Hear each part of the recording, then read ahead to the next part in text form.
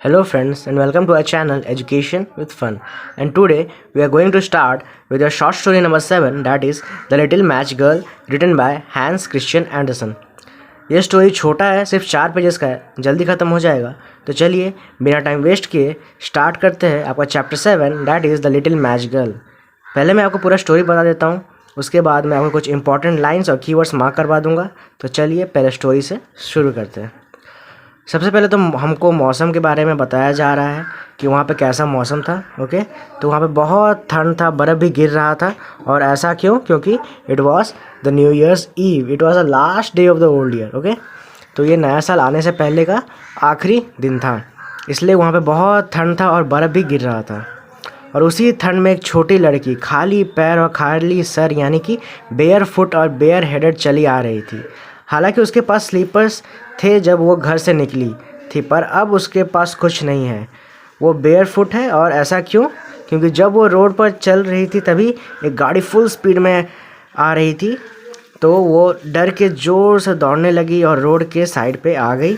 तभी उसका एक स्लीपर गुम गया और दूसरे स्लीपर को एक छोटा बच्चा लेकर भाग गया. और उसने उसका रीज़न क्या दिया कि ये स्लीपर उसके बहुत काम आएगा जब वो बड़ा हो जाएगा और उसके खुद के बच्चे होंगे. ठीक है, तो लड़की खाली पैर रोड पर चल रही थी, जिसके कारण उसके पैर लाल और नीले जैसे होने लगे थे ठंड से. ओके, और उसने एक एप्रन भी पहना था जिसमें उसने बहुत सारे मैचेस यानी कि माचिस रखे थे, और उसके हाथों में भी माचिस से कुछ पैकेट्स थे. पर उससे अभी तक किसी ने कुछ नहीं खरीदा था और वो इतने ठंड में कांपते हुए बस इधर उधर भटक रही थी. उसके अपीयरेंस या लुक भी अभी कुछ अच्छे नहीं दिख रहा था, पर वो सब के बारे में नहीं सोच सकती थी. सबके घरों में लाइट्स जल रहे थे और पूरे स्ट्रीट में रोस्टेड गूस का स्मेल आ रहा था. क्योंकि ये न्यू ईयर्स ईव का टाइम था, इसलिए सब सेलिब्रेट कर रहे थे, पर वो यह सब के बारे में बिल्कुल सोच नहीं सकती थी. इतने ठंड और थक जाने के कारण वो दो घरों के बीच के जगह जो होता है वहीं पे बैठ जाती है. वो घर जाने का सोच भी नहीं सकती थी, क्योंकि उसने कुछ नहीं बेचा था और अभी तक एक पैसा भी नहीं कमाया था. तो उसे लगा कि अगर वो घर जाएगी तो उसके पापा उसे बहुत मारेंगे. और उसका घर भी कुछ खास नहीं था, जगह जगह छतों पर छेद थे जो कि स्ट्रॉ और रैक्स से स्टफ्ड था. ओके, तो उसके पास और कोई ऑप्शन नहीं होने के कारण ठंड से बचने का उसने माचिस के पैकेट से एक माचिस निकाला और जला दिया. जैसे ही उसने वो माचिस जलाया और अपने हाथों में पकड़ा, उसे लगा कि वो एक बहुत ही बड़े आयरन स्टोव के सामने बैठी है, जो कि ब्रास नॉब्स और ब्रास ऑर्नामेंट से पॉलिश्ड है. पर उससे उसको बहुत अच्छा वार्मथ महसूस हो रहा था. तो उसने अपने पैरों को भी फैलाया ताकि उसके पैरों को भी थोड़ी गर्माहट महसूस हो. पर जैसे ही उसने अपने पैरों को फैलाया, वो माचिस बुझ गया और वो स्टोव गायब हो गया. तो फिर उसने एक और मैच यानी माचिस जलाया, पर इस बार उसे दीवार के उस पार दिखने लगा. मतलब कि जैसे ही माचिस की रोशनी उसके सामने वाले दीवार पर पड़ी, उसे उसके आर पार दिखने लगा. और उसे उस रूम में डाइनिंग टेबल पे मस्त एक सफ़ेद कपड़ा बिछा हुआ देखा, और टेबल पे डिशेस पे एक रोस्ट गूस और उसके साइड में कुछ एप्पल्स रखे हुए दिखाई दिए, जो कि बहुत ही डिलीशियस यानी टेस्टी लग रहे थे.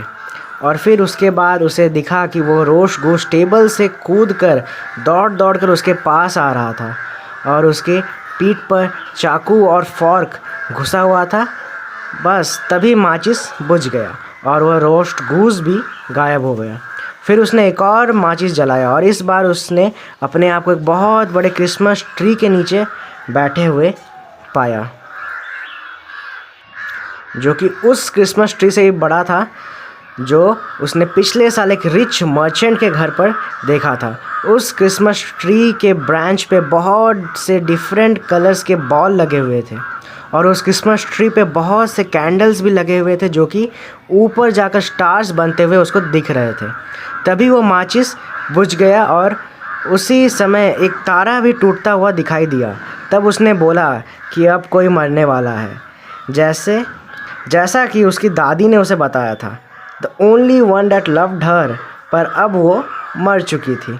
उन्होंने कहा था कि जब भी एक तारा टूटता है तो एक सोल गॉड यानी भगवान के पास जाता है, यानी कि कोई ना कोई मरता ज़रूर है। तो फिर उसने एक और माचिस जलाया और इस बार उसने माचिस की रोशनी में अपनी दादी को खड़ी हुई पाया, जो कि माचिस की रोशनी में बहुत ही सुंदर लग रही थी और चमक रही थी। फिर उस छोटी लड़की ने कहा कि दादी, मुझे आप अपने साथ ले चलिए। मुझे पता है कि जैसे ही ये माचिस बुझेगी आप भी बिल्कुल वो आयरन स्टोव, रोस्ट गूज और क्रिसमस ट्री की तरह गायब हो जाओगे, पर उससे पहले आप मुझे अपने साथ ले चलिए। ओके, तो वो अपनी दादी को गायब होने से बचाना चाहती थी, तो उसने एक साथ सारे माचिस जला दिए। फिर उसकी दादी ने उसको अपने बाहों में लिया और ऊपर चली गई, यानी दोनों ऊपर भगवान के पास चले गए, जहाँ उसे ना ही भूख लगेगी ना तो कुछ डर होगा, क्योंकि वो लिटिल गर्ल अब मर चुकी थी और अपने दादी के साथ भगवान के पास जा चुकी थी। अगले दिन जब लोगों ने उसके डेड बॉडी यानी मृत शरीर को देखा तो उन्होंने देखा कि उसके चेहरे पर स्माइल था और उसके हाथों में एक हाफ बर्न्ड मैचेस का पैकेट था, जो कि बता रहा था कि वो अपने आप को इस ठंड से बचाने का कितना कोशिश कर रही थी, पर बचा नहीं पाई। पर कोई यह नहीं जानता था कि वो कितने सुंदर सुंदर दृश्य देख रही थी और वो खुशी खुशी अपने ग्रैंडमदर यानी दादी के साथ इस न्यू ईयर में एक न्यू वर्ल्ड में जा चुकी है।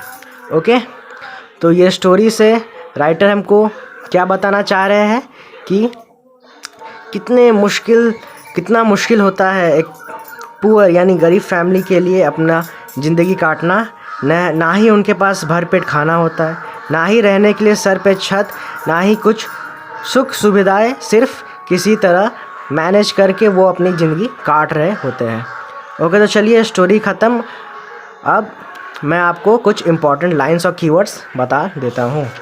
Okay, It was bitterly cold, snow was falling and darkness was gathering, for it was the last evening of the old year, it was New Year's Eve. Okay, तो ये आप देख लीजिएगा एक बार, ये डिस्क्रिप्शन दे रहा है कि मौसम कैसा था और टाइम क्या था उस समय।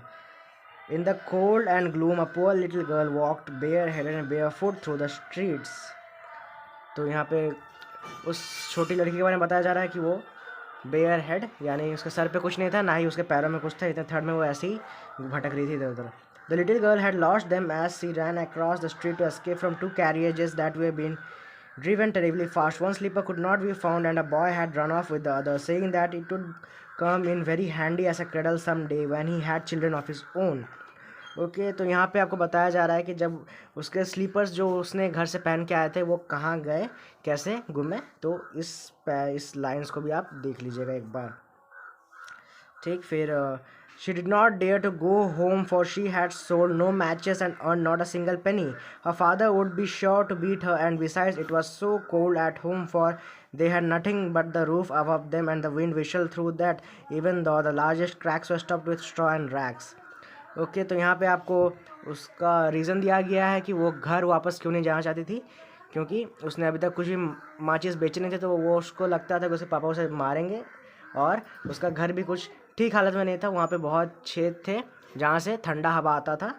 ओके, और वही रीज़न दिया गया, तो आप इसको भी देख लीजिएगा। फिर It seemed that to the little girl as if she were sitting in front of a great iron stove with polished brass knobs and brass ornaments. The fire burned so beautifully and gave out such a lovely warmth The child had already stretched her feet to warm them too when out went the flame. The stove vanished and there she sat with a burnt match in her hand. तो यहाँ पे आपको उस vision के बारे में बताया गया जो उसने देखा जब उसने अपने पहले मैच को लाइट किया था। तो इस पैरा को भी आप देख लीजिएगा, यहाँ से आपको कुछ कीवर्ड्स मिल जाएंगे जो कि आप अपने आंसर में यूज़ कर सकते हैं जब आपसे क्वेश्चन पूछेगा कि उसने क्या क्या विज़न देखा जब उसने अपना पहला मैच लाइट किया। ठीक है, अब नेक्स्ट पैरा देखते हैं। She struck another, it burned clearly, and where the light fell upon the wall, the bricks became transparent like gauze. She could see right into the room where a shining white cloth was spread on the table. It was covered with beautiful china, and in the center of it stood a roast goose stuffed with prunes and apples, steaming deliciously. And what was even more wonderful was that the goose who whooped down from the dish, waddled across the floor with carving knife and fork in its back, waddled straight up to the poor child. तो यहाँ पे आपको second para के बारे में बताया गया है। सेकंड पैरा बताया गया है कि उसने क्या क्या विज़न देखा जब उसने सेकंड मैच लाइट किया। तो इसमें इस पैरा को भी आप देख लीजिएगा, थोड़ा इसमें भी आपको कुछ कीवर्ड्स मिल जाएंगे जो कि आप अपने आंसर में यूज़ कर सकते हैं जब आपसे पूछेगा कि उसने क्या क्या विज़न देखा जब उसने सेकंड मैच को लाइट किया। ठीक है, अब आगे देखते हैं। She struck another match and suddenly she was sitting under the most beautiful Christmas tree. It was much larger and much lovelier than the one she had seen last year through the glass doors of the rich merchant's house. 1,000 candles lit up the green branches and gaily colored balls like those in the shop windows looked down upon her. The many candles on the Christmas tree rose higher and higher through the air, and she saw that they had now turned into bright stars. One of them fell streaking the sky with light. Okay, तो इस para में आपको बताया गया है कि उसने क्या क्या देखा, क्या क्या विजन्स उसने देखा जब उसने थर्ड मैच को लाइट किया था। ठीक है, तो इसको आप देख लीजिएगा, कीवर्ड्स यहाँ से ले लीजिएगा। फिर now someone is dying said the little girl for her old grandmother the only one who had ever been good to her but who was now dead had said whenever a star falls a soul goes up to God. Okay, तो यहाँ पे बताया जा रहा है कि जब एक तारा टूटता है तब एक सोल भगवान के पास जाता है, जैसा कि उसने उसके ग्रैंडमदर ने उसको बताया था। ठीक है, तो ये क्वेश्चन भी आता है फ्रीक्वेंटली, तो आप इस पैरा को भी थोड़ा देख लीजिएगा ध्यान से। फिर से struck another match on the wall one more there was light and in the glow stood her old grandmother oh so bright and shining and looking so gentle kind and loving. Granny cried little girl oh take me with you, I know you will disappear when the match is burnt out, you will vanish like the warm stove, the lovely roast goose and the great glorious Christmas tree. Okay, तो इस para में आपको वो vision के बारे में बताया जा रहा है जब जो उसने देखा जब उसने फोर्थ मैच को लाइट किया था। उसकी ग्रैंड मदर को उसने देखा था जब उसने चौथी बार माचिस जलाया। फिर she took the little girl in her arms and flew with her high up, oh so high, towards glory and joy. Now they knew neither cold nor hunger nor fear, for they were both with God. Okay, तो यहाँ पे आपको बताया जा रहा है कि उसकी ग्रैंड मदर ने उस लिटिल गर्ल को अपने साथ लेके चले गई ऊपर भगवान के पास। ठीक है, तो इसको भी आप देख लीजिएगा, ये भी इम्पॉर्टेंट है। ठीक है, तो चलिए इसी के साथ ये स्टोरी ख़त्म। अब नेक्स्ट क्लास में हम चैप्टर 8 स्टार्ट करेंगे। तब तक के लिए थैंक्स फॉर वॉचिंग।